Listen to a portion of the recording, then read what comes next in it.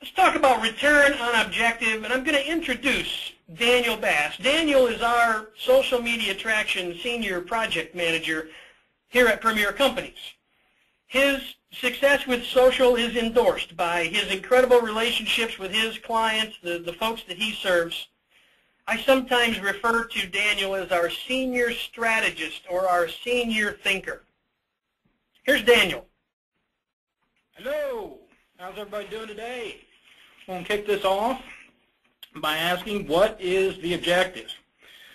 We are long past the days when most companies accepted marketing as a vague concept and a mysterious practice that cannot really be measured. Today, most marketers and their bosses want to prove that dollars spent achieve a measurable return. Typically, they're trying to prove a precise ROI or return on their investment dollars. Unfortunately, that is usually difficult because processes are not now, and perhaps never will be, in place to connect dollars spent to increase sales. One reason for failure is that specific achievable objectives are not established at the start of the marketing program. At Premier, the first thing we ask new clients is what they want to achieve with a social media traction platform. What is the objective? The answers vary. For some, it's about increasing brand awareness in a set market. For others, the name of the game is retaining customers. Ultimately, it always comes down to an increase in revenue. So what is ROO? Return on objective. ROO was popularized at Penton Media, Inc. in 2003 by Penton Group publisher Bill Bauman.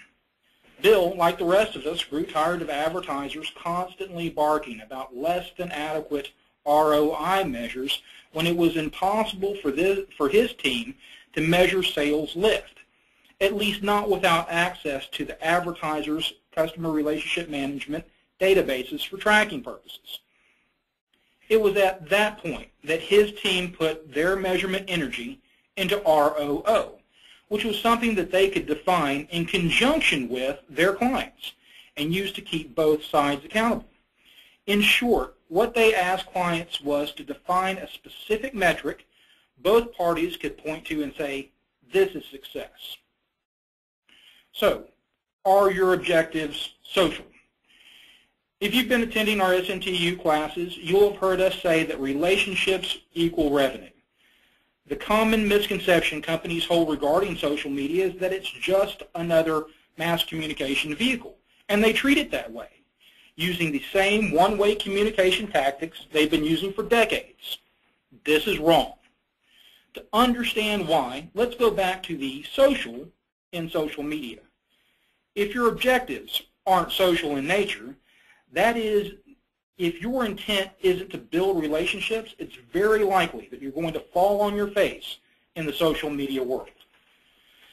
It's important to realize that a good social media campaign is more about having good people skills than it is to have a polished ad campaign and a huge marketing budget. Let's look at Tim Leeper Roofing and the Tim Leeper Music City Guitar Tour. When Tim started with us, his objective was to distinguish himself from other roofers in the area and to build trust because the roofing industry is plagued with shady operators.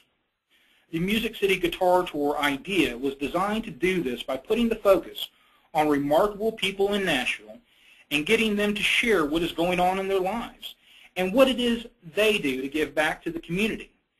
During the campaign, we never mentioned roofing services or price points. Then we asked them to autograph a guitar that we would donate to a charitable cause. Here's where it gets interesting. We asked our Facebook community to nominate the charitable cause that would receive the guitar. This led to a competition among those charities that got their Facebook communities to interact with Tim's brand. In just under 2 months, Tim Leeper's Facebook fans have tripled. The added significance of this population is the reason they liked the page. They encountered the brand and shared it with others because Tim was doing something to serve their cause. Those fans liked Tim Leeper not because of his great prices and services, but because he took the initiative to serve them. The result is a larger community of fans that are ready to trust Tim Leeper Roofing when the need for his services arise. That's very good, Daniel. Thank you. Thank you. So, Daniel, let me ask you a couple questions before we move on. Okay. And when Tim started working with you and you asked him what his objective was, what was his objective? Well, his objective was he didn't want to be associated with contractors. Tim cited a Harvard Business Review study that said contractors are the most distrusted of all businesses, and that of contractors, roofers are the most distrusted of that group. And so does Leeper believe that his social campaign has achieved his objective? Yes, yes. Tim's feedback to us regarding what he's heard from his community is typified in the statement by Pamela Ray, one of his Facebook friends. Pamela writes, and she starts off the statement by first speaking to her circle of friends. She writes, "For new friends, peek at their Tim Leeper Roofing's info to see how they live." And then she addresses Tim directly. "I already knew your giving heart by your current project at hand and had read your business ethic statement. I thank God for the work you do to support nonprofits and treating people as you would desire to be.